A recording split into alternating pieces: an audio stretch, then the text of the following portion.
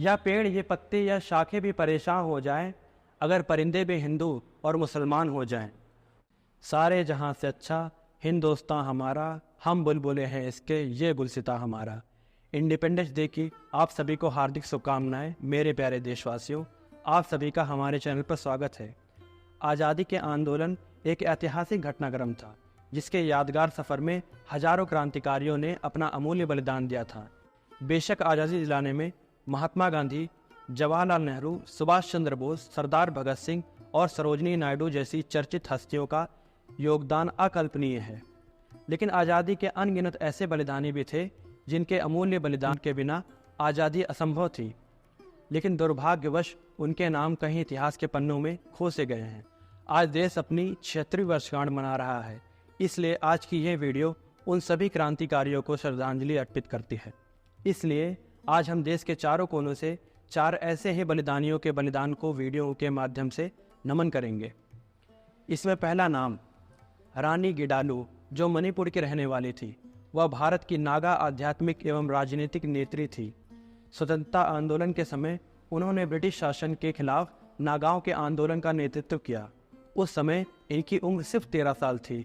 जिस उम्र में बच्चे खेलते कूदते हैं, उस उम्र में रानी गिडालू गांधीवादी विचारधारा को अपने मन में बसाए अंग्रेजों के खिलाफ एक गुरिल्ला वॉरफेयर छेड़कर अंग्रेजों के मुंह पे एक जोरदार तमाचा मारा था।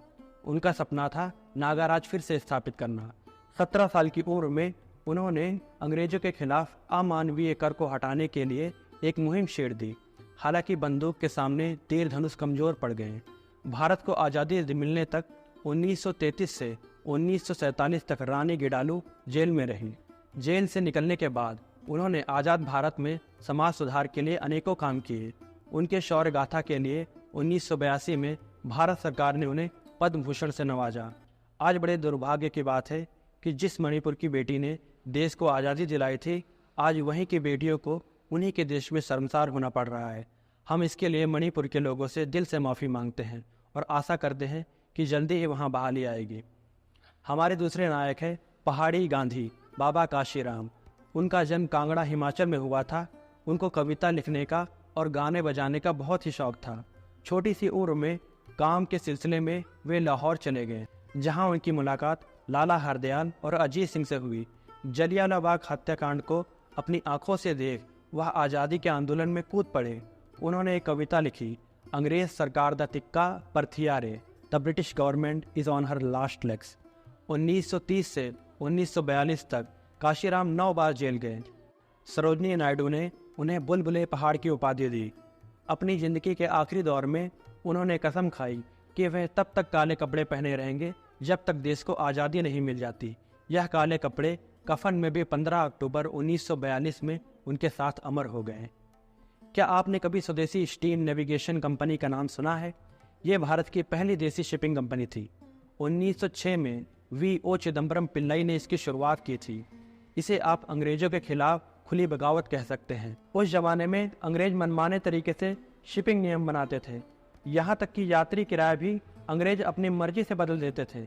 पिल्लई ने जब अंग्रेजों को चुनौती दी तो उन्होंने उन्हें जेल में डाल दिया। जेल में पिल्लई पर बेइंतहा जुर्म ढाए गए। उन्हें खदान में काम कराया गया। उन्हें तेल के कोलों में बैल की जगह जोत दिया गया। 4 साल तक अत्याचार के बाद जब उन्हें जेल से रिहा किया गया तो पता चला कि उनके जहाज़ों को अंग्रेज नीलाम कर चुके हैं। उनकी सारी दौलत खत्म हो चुकी थी। वकालत करने का उनका लाइसेंस भी रद्द कर दिया गया। टूटीकोरन में जहां उनका घर था, वहां जाने पर प्रतिबंध लगा दिया गया।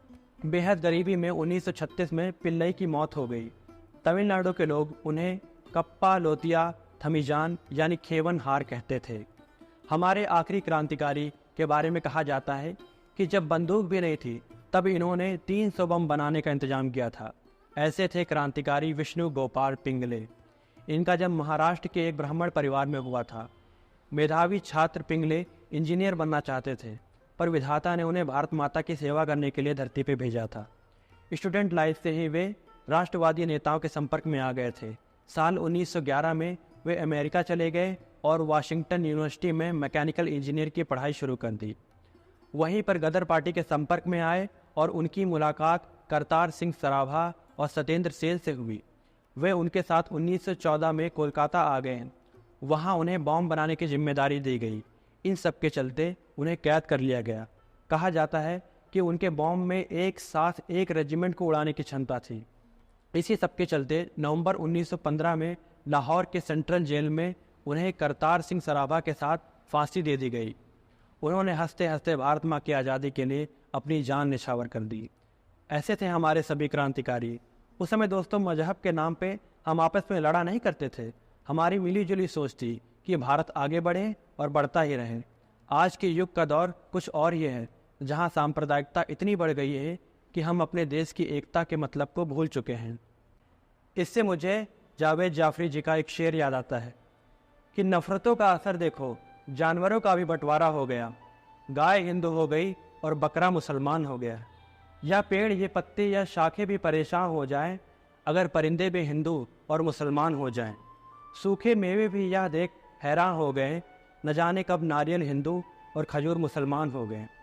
जिस तरह से धर्म मजहब के नाम पे हम रंगों को बांटते आ रहे हैं कि हरा मुसलमान का है और लाल हिंदू का है, तो वह दिन दूर नहीं है जब सारी की सारी हरी सब्जियां मुसलमान की हो जाएंगी और हिंदुओं के हाथ सिर्फ टमाटर और गाजर रह जाएंगे। अब यह समझ में नहीं आ रहा है कि यह तरबूज किसके हाथ में आएगा।